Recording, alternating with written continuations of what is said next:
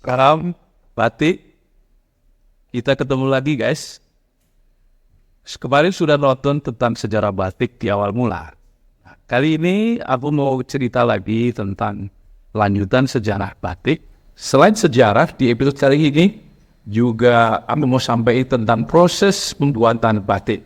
Ada proses pemalaman atau pelilinan dan juga setelah proses nyontek. Oke? Tetap ikuti episode-episode selanjutnya agar lebih lengkap mengikuti tentang episode batik. Oke? Jangan lupa like, komen, share, hidupkan lonceng notifikasi, dan subscribe. Sampai ketemu. Pewarisan seni batik dari zaman Kediri ke zaman Singasari tidak banyak dicatat dalam manuskrip kuno. Setelah Ken Arok merebut kekuasaan raja terakhir dari Wangsa Isyana, yaitu Kertajaya atau Dandang Gendis, dia menobatkan dirinya sebagai raja baru dan mendirikan Wangsa Rajasa tahun 1222 Masehi. Seni batik mengalami perubahan motif dan ornamen. Di zaman Kediri, motif dan ornamennya sangat dipengaruhi ajaran agama Hindu. Di zaman Singasari, mulai berubah ke motif dan ornamen yang dipengaruhi ajaran agama Buddha, seperti halnya candi-candi.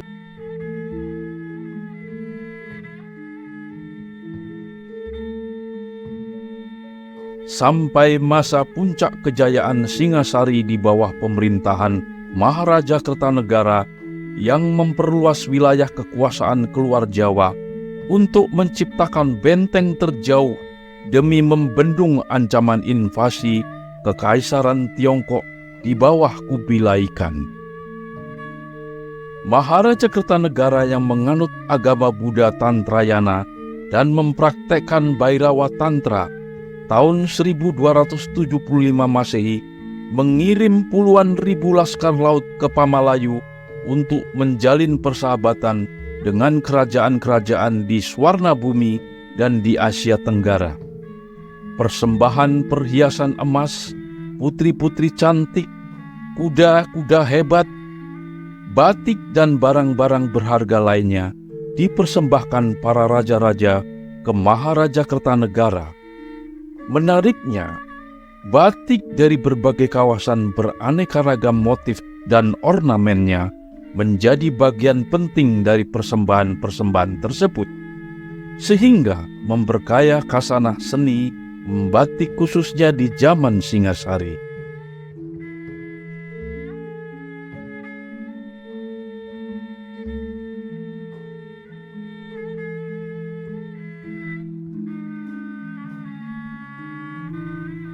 Namun zaman keemasan tersebut berakhir dengan tewasnya Maharaja Kertanegara karena diserang Jayakatwang, penguasa Kediri yang ingin membangkitkan kembali kejayaan Wangsa Isyana.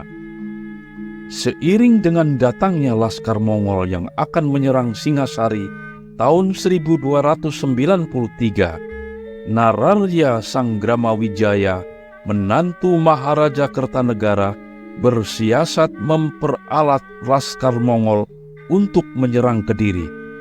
Setelah itu, Sang Nararya didukung penuh oleh laskar ekspedisi Pamalayu yang dipimpin Mahisa Anabrang menyerang dan mengalahkan laskar Mongol.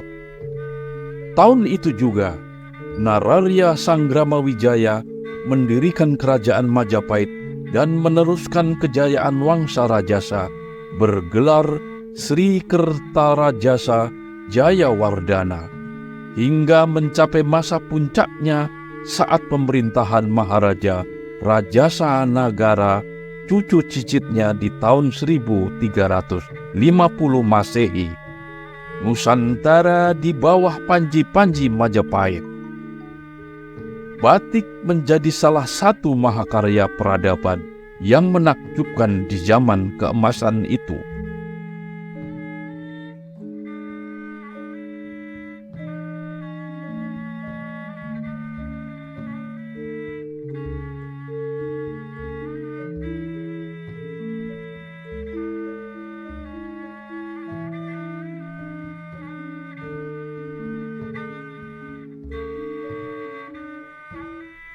Oke guys, sampai di sini dulu sejarah batik yang masih akan berlanjut pada episode berikutnya.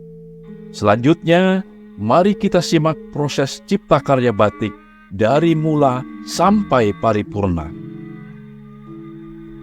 Bahan utama membatik yaitu lilin atau malam yang gunanya untuk menutup pola batik agar tidak terkena pewarna. Lilin atau malam dicampur 7 bahan lainnya lalu dipanaskan. 1 dari 7 bahan tersebut adalah gondorukem yang berasal dari getah sadapan pohon pinus. Gunanya untuk mengikat pewarna pada kain.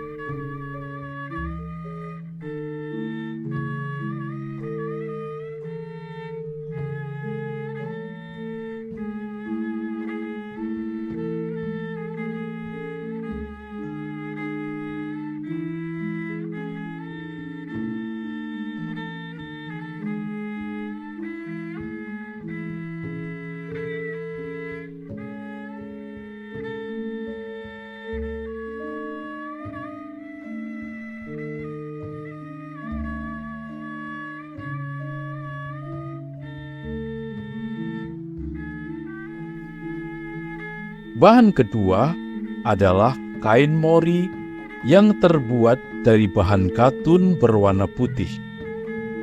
Bahan lainnya yaitu kain satin, kain chiffon, dan kain sutra.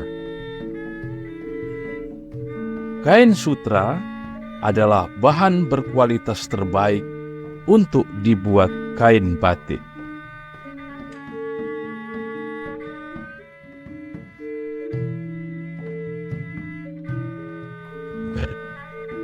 Setelah bahan-bahan utama disiapkan, tahap selanjutnya adalah nyorek, yaitu membuat pola di atas kain dengan meniru pola yang sudah tergambar di atas kertas yang direkatkan pada meja kaca.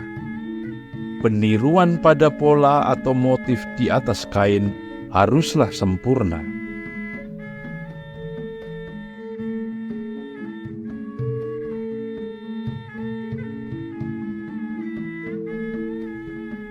Setelah tahapan pola, selanjutnya adalah membatik, yaitu menorehkan cairan malam pada pola yang sudah tergambar sempurna dalam kain dengan menggunakan alat yang bernama canting. Paduan bahan dan tingkat kecairan malam, ketepatan ukuran lubang canting, serta kemahiran membatik sangat menentukan tingkat kualitas kesempurnaan membatik yang membutuhkan waktu cukup lama.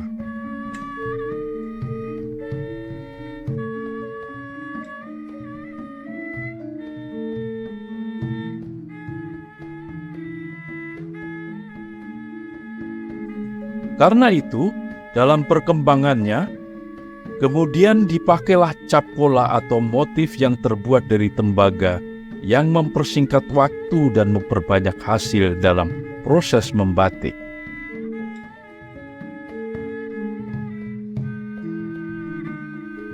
Oke guys, sampai di sini dulu proses cipta karya batik.